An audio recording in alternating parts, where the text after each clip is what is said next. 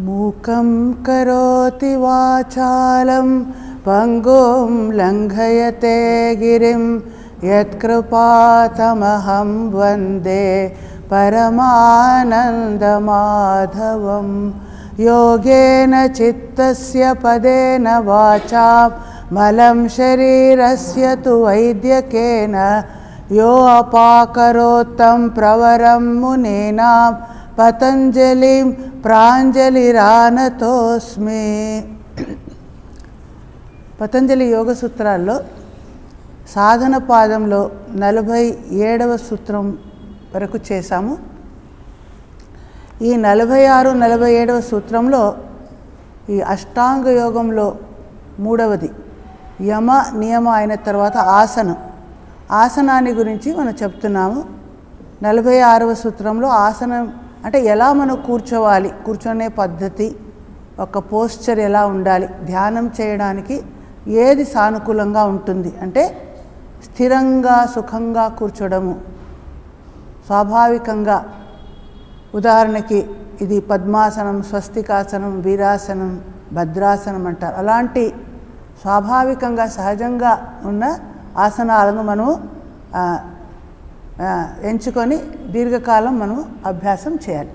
తర్వాత 47వ సూత్రంలో ఏం చెప్పామంటే మొదట మనం ఎక్కువగా ప్రయత్నం చేస్తాము, అది అలవాటు పడే వరకు. తర్వాత ఆ ప్రయత్న శైథిల్యం అంటే ఆ ప్రయత్నాన్ని తగ్గించి స్పాంటేనియస్గా స్వాభావికంగానే మనము కూర్చోగలుగుతాము, అలాంటి స్థితి వస్తుంది. అంతేకాదు ఇక్కడ ప్రయత్న శైథిల్యం మాత్రమే కాదు, ఇంకో పాయింట్ కూడా పతంజలి ఏం చెప్తారంటే అనంత సమాపత్తి అన్నారు. అంటే ఏదైనా ఒక ఉన్నతమైన లక్ష్యం, దానిని మనము మనసులో ధ్యానం చేస్తూ ఆ ఆసనం వేయాలి.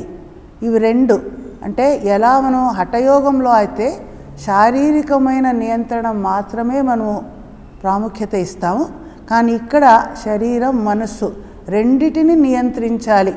అప్పుడే మనకి అది ధ్యానం సిద్ధిస్తుంది. మనకి ధ్యానం సిద్ధించడం, ధారణ, సమాధి అవి చాలా ముఖ్యమైనవి. ఊరికే శరీరాన్ని బాగా నియంత్రించి దీర్ఘాయు ఆరోగ్యం బాగుండాలి అవే ప్రధానం కాదు పతంజలికి. మన ఉద్దేశం అష్టాంగ యోగంలో చివరిది సమాధి, ధారణ, ధ్యాన సమాధి వరకు వెళ్ళిపోవాలి. దానికి స్టెప్గా ఒక్కొక్క మెట్టులుగా మనం అలా యమ నియమాల తర్వాత ఇది ఆసనం గురించి చెప్తున్నాం.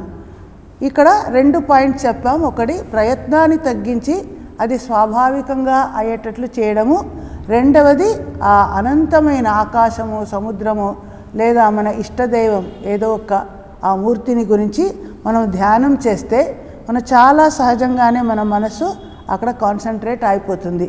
అలా అయినప్పుడు మనకి ఈజీగా మనం ఆ ఆసనం సిద్ధి మనకి కలుగుతుంది అని చెప్పాం. అంతేకాకుండా ఇంకొక పాయింట్ కూడా ఇక్కడ 48వ సూత్రం ఈరోజు చెప్తున్నాము. తతో ద్వంద్వ అనభిఘాతః అని అంటారు. తతః అంటే దాని వలన అంటే దేని వలన, ముందు చెప్పిన ఆసన సిద్ధి కలిగిన వలన. ద్వంద్వ అనభిఘాతః ద్వంద్వ అనుభవాలు మన జీవితంలో మానవ శరీరాన్ని ధారణం చేశామంటే మనకి ద్వంద్వ అనుభవాలు వస్తాయి. శీత ఉష్ణ, సుఖ దుఃఖ, లాభ అలాభ, జయ అపజయ ఇలాంటిది వచ్చే తీరుతాయి.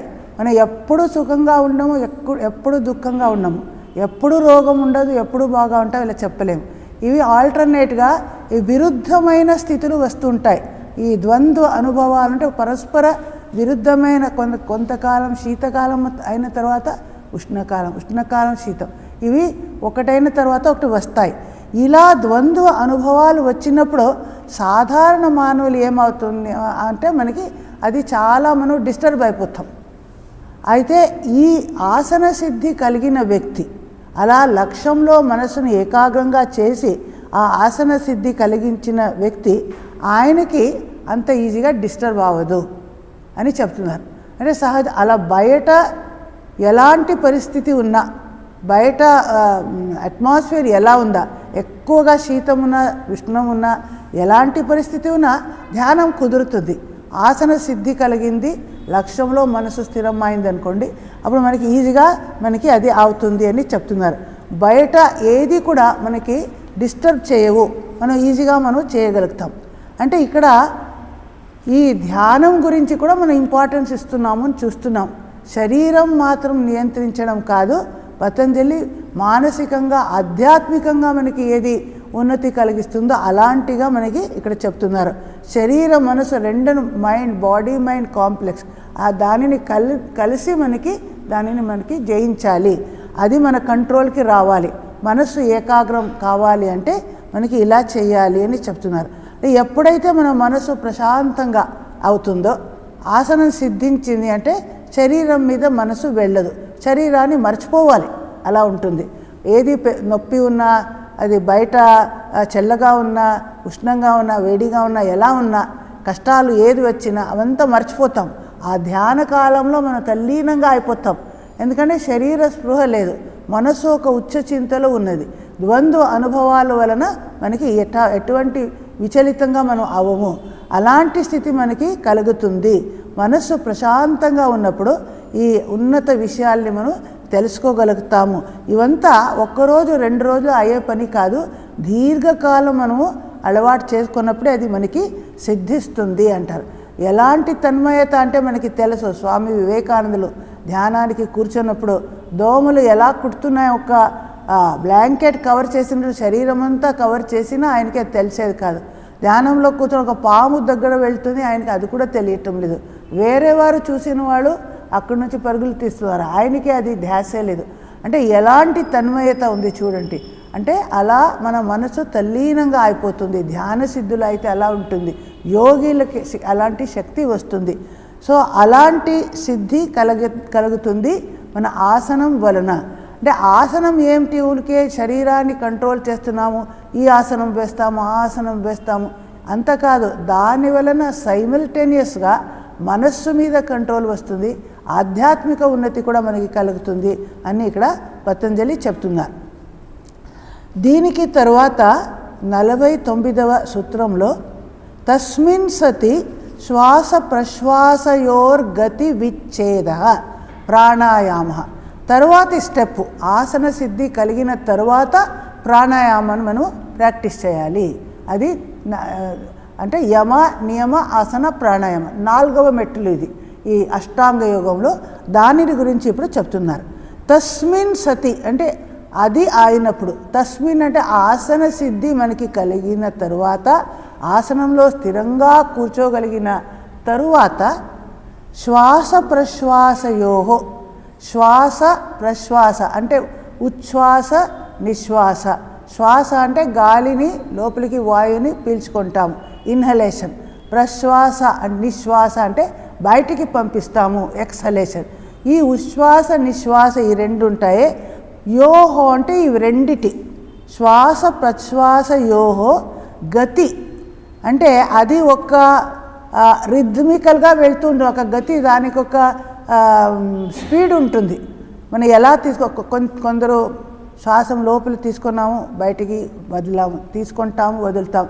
ఇదొక రిథమికల్గా ఉంటుంది, సిస్టమేటిక్గా. ఒక్కొక్కసారి ఓన్లీ మనం గాలి పీల్చుకుంటాము, ఓన్లీ వదిలేస్తాము, అలా ఉండదు కదా. ఒకటైన తర్వాత ఒక సిస్టమేటిక్గా ఒక తాళం వేసినట్లు రిథమికల్గా మనకి ఉంటుంది. సో ఆ గతి ఒకటి ఉంది, ఆ శ్వాస ప్రశ్వాస యొక్క స్వాభావిక గతి, ఆ స్పీడ్ ఉంటుంది. విచ్ఛేద దానిని మనము బ్రేక్ చేస్తాము. ఈ ప్రాణాయామం అంటే శ్వాస ప్రశ్వాసాల యొక్క స్వాభావిక గతిని మనము స్టాప్ చేయగలుగుతాము అని, గతి విచ్ఛేదం చేస్తామని ఇక్కడ చెప్తున్నారు.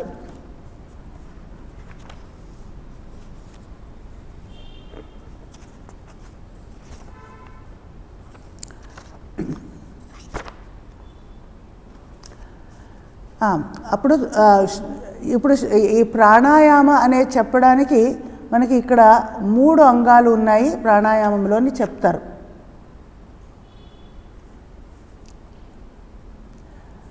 ఈ 3 అంగాలంటే పూరక, రేచక, కుంభక అని చెప్తారు. పూరక అంటే మనం గాలిని లోపలి పీల్చుకుంటాము, అది లోపల ఇన్హలేషన్కి పూరక అంటాం. ఇంకా రేచక అంటే బయటికి వదిలేయడం, కుంభక అంటే లోపల మనం గాలిని మనం నిలిచివేస్తాము, ఊపిరితిత్తులో నిలిచివేస్తాము, అది అలా ఉంటుంది. ఈ 3 కలిపి ఒక ప్రాణాయామం అని కొందరు చెప్తారు. ఇది 3 వేరే ప్రాణాయామాలు, 3 రకమాల ప్రాణాయామాలు అనుకుని అని కూడా కొందరు చెప్తారు. ఎప్పుడైతే ఆసనంలో మనకి స్థిరంగా కూర్చోవడం అలవాటు అయిపోయిందో అప్పుడు ఈ ప్రాణాయామాన్ని మనం ప్రాక్టీస్ చేస్తాం. అంటే సాధారణంగా ఈ ప్రాణాయామానికి మన దానికి సంబంధం ఏమి అని మనం అనుకోవచ్చు. మనకు అందరికీ బాగా తెలిసి ఏమంటే మనస్సులో మనము డిస్టర్బ్ అయినప్పుడు, మానసిక క్షోభ అశాంతి కలిగినప్పుడు దానికి మన ఈ ఊపిరి పీల్చుకోవడం వదలడం దానికి కూడా ఒక నికటమైన సంబంధం ఉంది అని మనం అబ్జర్వ్ చేస్తే తెలుస్తుంది. ఎప్పుడైతే మనం చాలా ఆనందంగా ఎక్కువ ఆనందం అవుతుందో, ఎక్కువ దుఃఖం అవుతుందో అప్పుడు మనం దీర్ఘ శ్వాస వదులుతాము, జోరుగా శ్వాస వదులుతాం. అది అంటే 2 కనెక్ట్గా ఉన్నాయి అని చూస్తాం. అదే మనసు ప్రశాంతంగా ఉన్నప్పుడు ఈ ఉచ్ఛ్వాస నిశ్వాస ఇవి కూడా సమానంగా రిథమికల్గా ఉంటాయి. ఎప్పుడు మైండ్ డిస్టర్బ్ అవుతో వారి గతి కూడా అవి వేరేగా అయిపోతుంది. సో ఈ 2 నియంత్రించడం, ఈ ఇన్హలేషన్ ఎక్స్హలేషన్, ఈ రెండిటి యొక్క గతి ఒక్క విధంగా ఉందే. మధ్య మనం ఎక్కువసేపు మనం వదలము. సాధారణంగా ఆర్డినరీలీ మనం ఎలా వాయువు తీసుకుంటాం వదులుతామో ఈ మధ్య బ్రేక్ అనేది మనకి ఏం లేదు. కానీ ఇక్కడ ప్రాణాయామం ప్రాక్టీస్ చేయాలంటే ప్రాణ ఆయామ అంటే ప్రాణాన్ని మనము కంట్రోల్ చేస్తాం, నియంత్రిస్తాం, దానిని మనము ఎలాంగేట్ చేస్తాం, ప్రొలాంగ్ చేయడం, నిదానంగా స్లోగా అయ్యేటట్లు చేస్తాం. ఎలా ఒక కాటన్ ఒక ఇది ఉంటే దానిని ఇలా విడదీస్తే ఎలా దూరంగా అయిపోతుందో అలా ఈ గాలి తీసుకోవడం వదలడం కూడా మనం అలా స్లోగా మనం స్లో చేయాలి. చాలా ఫాస్ట్గా చేయడం కాదు, గతిని మనం స్లో చేస్తూ నిదానంగా. ఎలా అవుతుంది, మధ్య ఒక పాస్ వస్తుంది తెలియకుండా. మనం నిదానంగా గాలి పీల్చుకొని నిదానంగా వదిలితే అది నిదానంగా చేస్తూ మనకి తెలియకుండా ఒక మధ్య ఒక్క స్టాప్ గ్యాప్, చిన్న గ్యాప్, హాఫ్ ఏ సెకండ్ 1 సెకండ్ అలా గ్యాప్ వస్తుంది. ఇది అంత చిన్న గ్యాప్కి మనం కుంభక అనే పేరు చెప్పము. ఆ గ్యాప్ పెద్దదైనప్పుడు దానికి కుంభక అంటాం. కానీ సాధారణంగా మనము ఇలా సాధారణ వ్యక్తులు ప్రారంభంలో ఓన్లీ అలా తీసుకొని లోపల తీసుకోవడం వదలడం, మధ్య నిదానంగా చేస్తూ ఆ పాస్ గ్యాప్ వస్తుందే అది కుంభకం లాంటి స్థితికి అది వస్తుంది. అది తరువాత ఎక్కువగా చేసినప్పుడు అది కుంభక స్థితికి వెళ్ళిపోతుంది అని చెప్తున్నారు. ఇది మనము ప్రొలాంగ్ చేయాలి, మనకి ఎలా తెలుస్తుంది అంటే ఇదంతా మనం అక్కడ కౌంట్ చేస్తాం. మాత్రలు ఇప్పుడు ఎంతకాలం పూరక గాలిని లోపలికి పీలుస్తున్నాము అది మనం కౌంట్ చేస్తాం. ఉదాహరణకి 1, 2, 3, 4 కౌంట్ చేయొచ్చు. ఇప్పుడు లోపల గాలి పీలుస్తున్నప్పుడు, అలాగే బయటికి వదిలినప్పుడు మరలా 1, 2, 3 అంటే 4 మాత్రల కాలం లోపలికి తీసుకున్నాను, 4 మాత్రల కాలం బయటికి పంపించాను. అలాగే 4 మాత్రల కాలం లోపల నేను రిటైన్ చేసుకోగలిగితే అది ఒక కుంభక దానికి బిగినింగ్ అవుతుంది. ఇలాంటి ప్రాక్టీస్ మనం చేస్తూ ఉంటాం. ఇది క్రమక్రమంగా పెంచుతారు. మొదట ఇది సాధారణంగా ఒక ప్రాణాయామకి ఒక ప్రపోర్షన్ ఎలా రేషియో చెప్తారు, 1:4:2 అంటారు. 1 మాత్ర టైము లోపలికి తీసుకుంటే 4 మాత్రల కాలం లోపల ఉంచుకొని నిలిచివేసి మళ్ళీ 2 మాత్రల కాలం బయటికి పంపిస్తాము. ఇలా ఉంటుంది. సో ఇది ఒక ప్రపోర్షన్. అథవా 4, 16, 8 ఇలా ఒక నంబర్ పెట్టుకొని అలా చేస్తారు. దీనికి మనం ఎంతసేపు మనం గాలి పీల్చుకున్నాము, ఎంతసేపు బయటికి పంపించాము, ఎంతసేపు లోపల ఉన్నది ఇది కౌంట్ చేసి మనము చేయొచ్చు. ఇది ఇలా 1, 2, 3 నంబర్ వేసుకోవచ్చు. లేదా ఇష్టమంత్రాన్ని గురించి అథవా ఓంకారం ఓం ఓం ఓం ఓం 4 సార్లు చెప్పేంత అంతవరకు లోపల పూరకం చేశారు. ఇంకా 4 సార్లు అక్కడ 16 సార్లు అక్కడ లోపల ఉంచేసి ఇంకా 8 సార్లు బయటికి పంపించారు. ఇలా ఒక నిర్దిష్ట సంఖ్యలో మనం చేస్తే అది ఒక ప్రాణాయామం. అంటే ప్రాణాన్ని కంట్రోల్ చేయడం అని అర్థం. ఇక్కడ ప్రాణ అంటే ఊరికే మన ఇది శ్వాస ప్రశ్వాసాలు మాత్రమే కాదు, ప్రాణశక్తి అంటే మన సమగ్ర శరీరంలో ఎన్నో క్రియలు జరుగుతున్నాయి, అవన్నిటిని నియంత్రిస్తూ ఉంటాయి.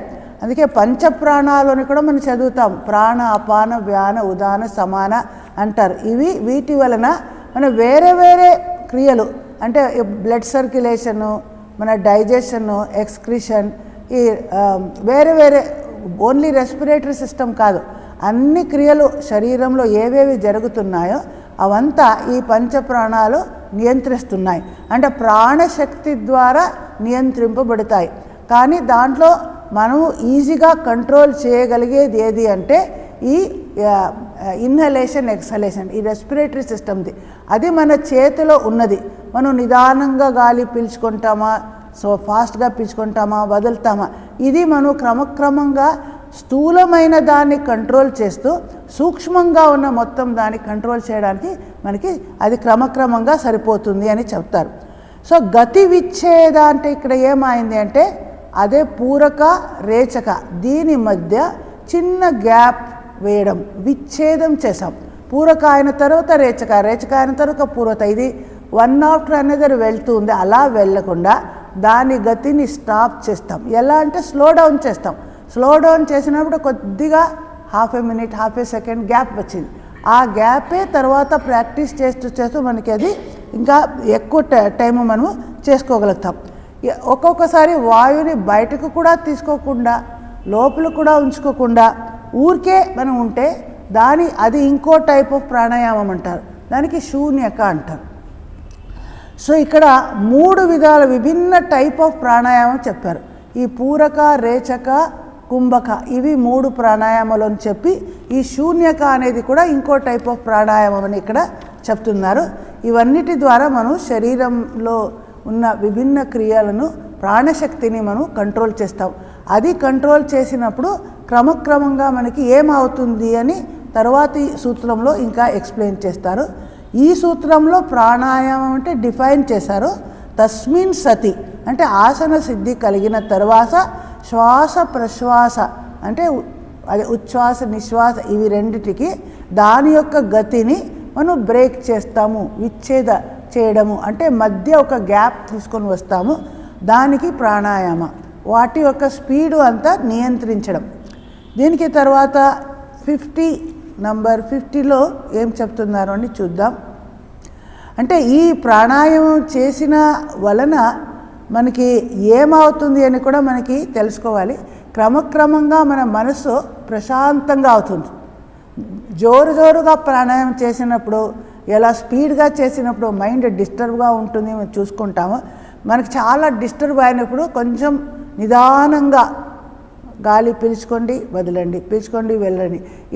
ఇది ప్రాణాయామం అభ్యాసం చేస్తే మనస్సు కూడా ప్రశాంతంగా సైలెంట్గా అయిపోతుంది. ఇది ధ్యానానికి మనకి సహాయం చేస్తుంది అని మనకి చెప్తున్నారు.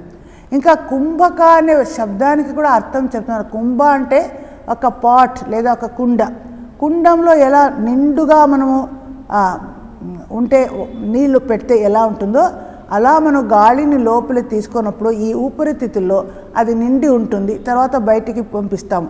ఇది అందుకోసం అక్కడే మనం స్టాప్ చేసామంటే అది ఏమి చలన రహితంగా ఉంటుంది.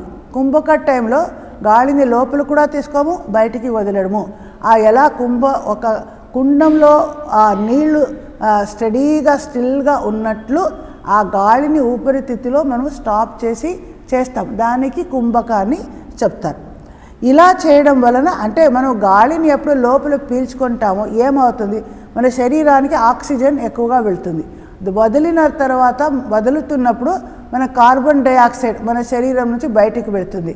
అంటే ఆక్సిజన్ ఎక్కువగా బ్లడ్ సప్లైకి వస్తే మన శరీరం ఆరోగ్యం ఇంప్రూవ్ అవుతుంది. మన శరీరంలో ఉన్న అనవసరంగా ఉన్న మన ఆ కార్బన్ డైఆక్సైడ్ వెళ్ళిపోతే, శరీరంతో టాక్సిన్స్ అంతా వెళ్ళిపోతే శరీరం ఇంకా బాగా ఆరోగ్యంగా ఉంటుంది, అది చెప్తున్నారు. ఇలా మన రోగాలు కూడా మనకి తగ్గిపోతాయి. ఇవి మనం ప్రాక్టీస్ చేయడం వలన శరీరంలో రోగాలు అంత ఎక్కువగా రాదు ప్రాణాయామ ప్రాక్టీస్ ద్వారా. అయితే ఇవంతా తెలిసిన వాళ్ళు ఒక గురువు దగ్గర తెలుసుకొని మనం ప్రాక్టీస్ చేయాలి. కానీ ఊరికే ఒక సింపుల్ ప్రాణాయామం చెప్తే నాడీ శుద్ధి అంటారు, అదేం ప్రాబ్లం లేదు. మనం ఒక రైట్ సైడ్ ఈ రంధ్రాన్ని నాసిక రంధ్రాన్ని మనం క్లోజ్ చేసి లెఫ్ట్ నుంచి తీసుకుంటాము, రైట్లో వదులుతాము, ఆ తర్వాత అది క్లోజ్ చేసి ఇది వదులుతాము. జస్ట్ సింపుల్గా చేస్తే దాని నుంచి ఏమి మనకి నష్టం లేదు. కానీ ఎక్కువ కాలం ప్రాణాయామం చేయడం, ఎక్కువ కాలం కుంభకం ఇవంతా చేయడం మనం చేస్తే ఒక్కొక్కసారి మన నర్వ్స్ మీద అది యాక్ట్ అవుతుంది, మన బ్రెయిన్ మీద అది ఎఫెక్ట్ అవుతుంది. కాబట్టి ఇవంతా తెలిసిన వాళ్ళ దగ్గర, గురువు దగ్గర నేర్చుకునే చేయాలి. మనమే ఇష్టం ఉన్నట్లు చేయడానికి మనం ప్రయత్నించకూడదు అని చెప్తారు. ఇంకా 50వ సూత్రంలో అంటున్నారు, బాహ్య అభ్యంతర స్తంభ వృత్తిర్ దేశకాల సంఖ్యాభి పరిదృష్టో దీర్ఘ సూక్ష్మ. ఇప్పుడు మన బాహ్య అభ్యంతర ఇక్కడ ప్రాణాయామంలో పూరక రేచక అని 2 ఉన్నాయని చెప్పాం. బాహ్య అంటే గాలిని బయటికి వదలడం, అంటే అది రేచక అని తీసుకోండి. అలా అభ్యంతర అంటే గాలిని లోపలికి పీల్చుకోవడం, అది పూరక. అంటే ఇప్పుడు పూరక రేచక అంటే ఉచ్ఛ్వాస నిశ్వాసాలు, వీటికి స్తంభ అభ్యంతర, బాహ్య అభ్యంతర స్తంభ వృత్తి. స్తంభ వృత్తి అంటే ఆ గతి విచ్ఛేదం, మొదటే చెప్పినప్పుడు ఆ కుంభక స్థితి. ఇవి గాలిని పీల్చుకున్న తరువాత కొంతసేపు ఆగి గ్యాప్ ఇచ్చి ఆ టైంలో గాలిని మన శ్వాస ఆ ఊపిరితిత్తులో నిలిచివేసి తర్వాత వదలడం, అది రేచకంలో వదలడం, దానికి స్తంభ వృత్తి అంటారు. ఇది ఒక ప్రాణాయామ క్రియ, పూరక కుంభక మళ్ళీ రేచక. ఇది మనం చేసేటప్పుడు ఈ గాలి కుంభకం ఎక్కడ చేస్తామో అది కూడా మన లోపల కూడా చేయొచ్చు, బయట కూడా చేయొచ్చు అంటారు. అంటే ఉదాహరణకి గాలిని లోపల పీల్చిన తరువాత గ్యాప్ ఇచ్చి రేచకం చేస్తామనుకోండి, అప్పుడు అభ్యంతరంగా లోపల కుంభకం చేసినట్లు.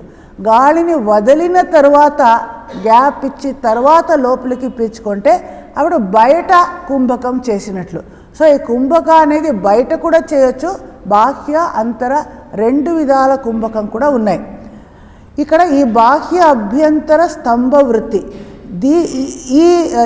వీటిని మనం ఎలా పరీక్షించాలి?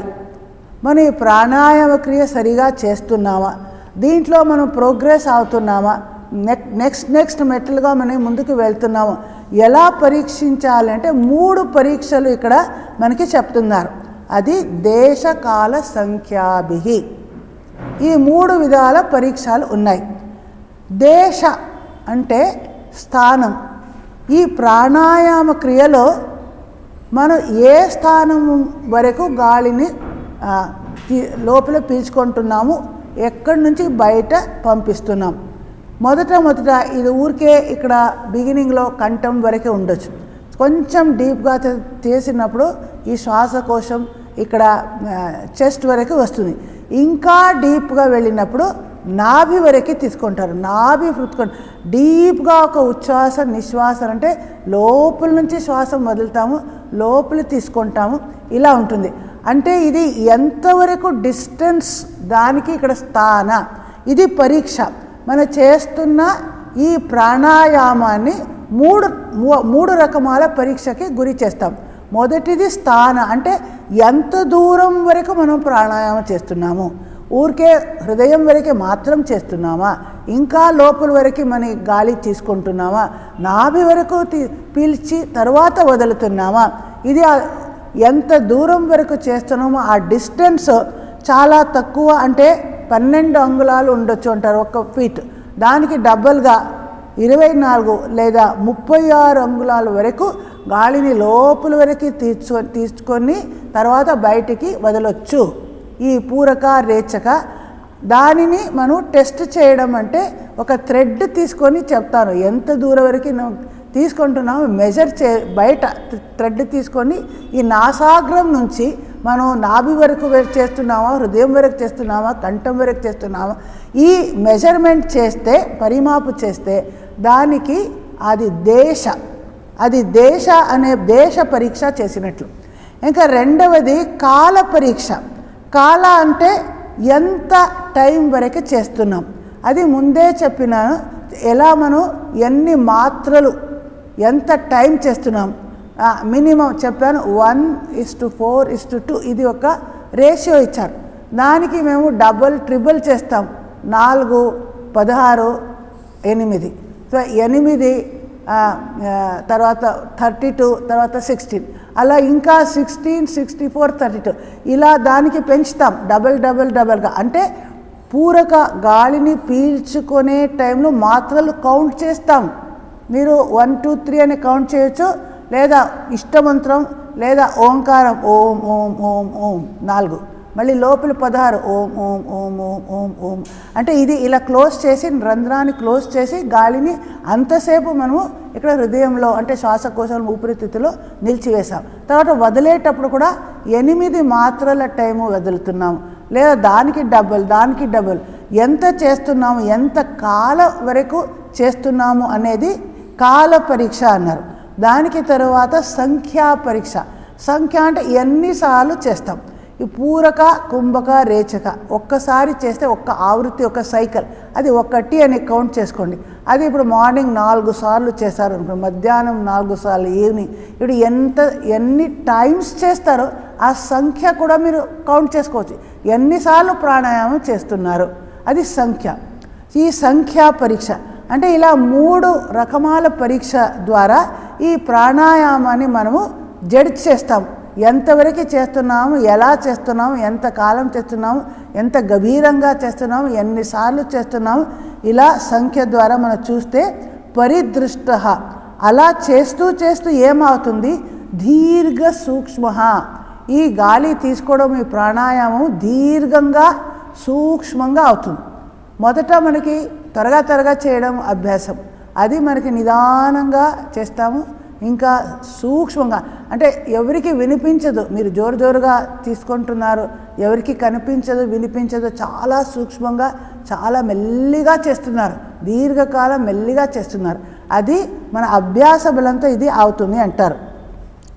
ఇలా చేయడం దానికి ఇలా ప్రాణాయామ క్రియ ద్వారా ఇలా అంత చేసి మనకి ఏం లాభం అంటే అలా చేస్తూ క్రమక్రమంగా ప్రాణశక్తిని మనం కంట్రోల్ చేయగలిగాము.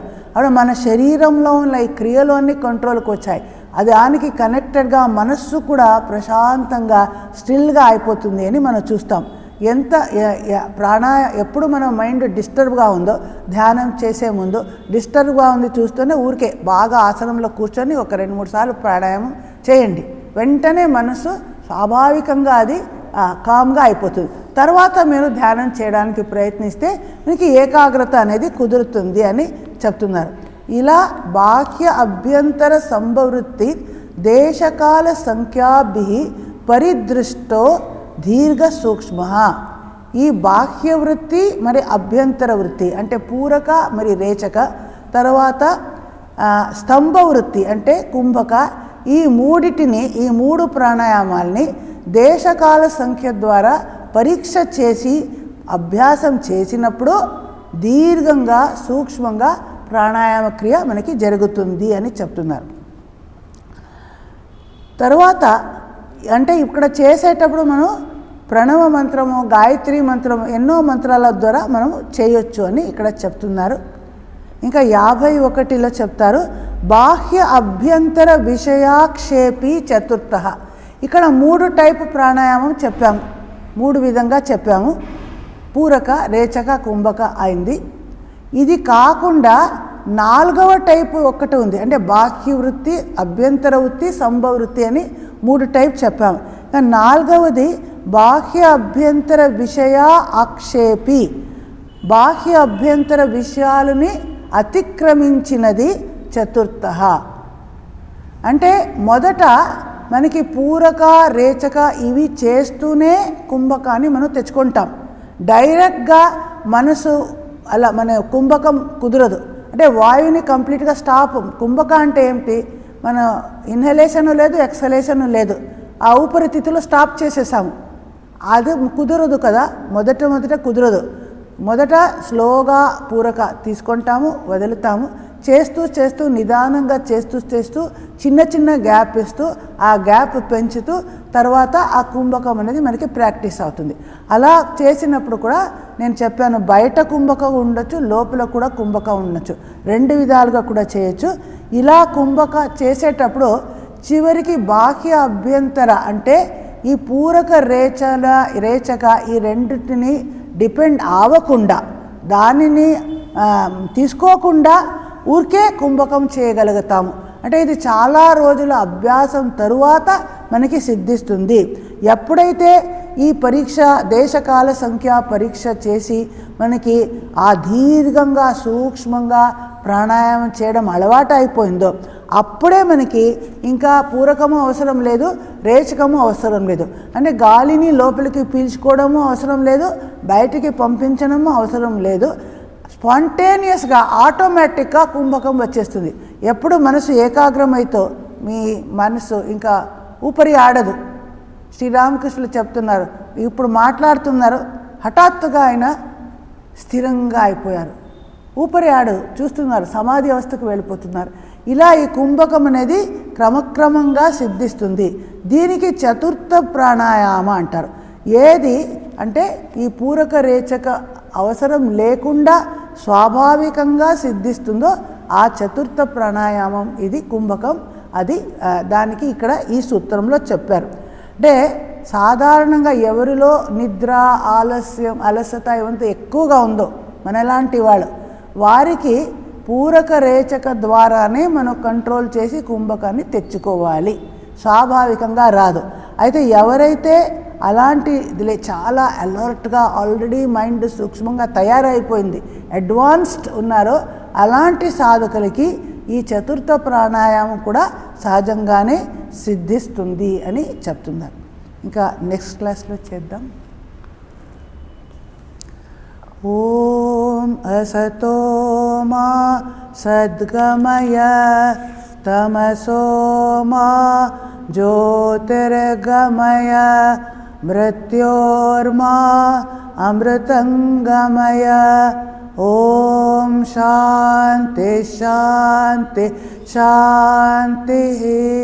హరి ఓం తత్సత్.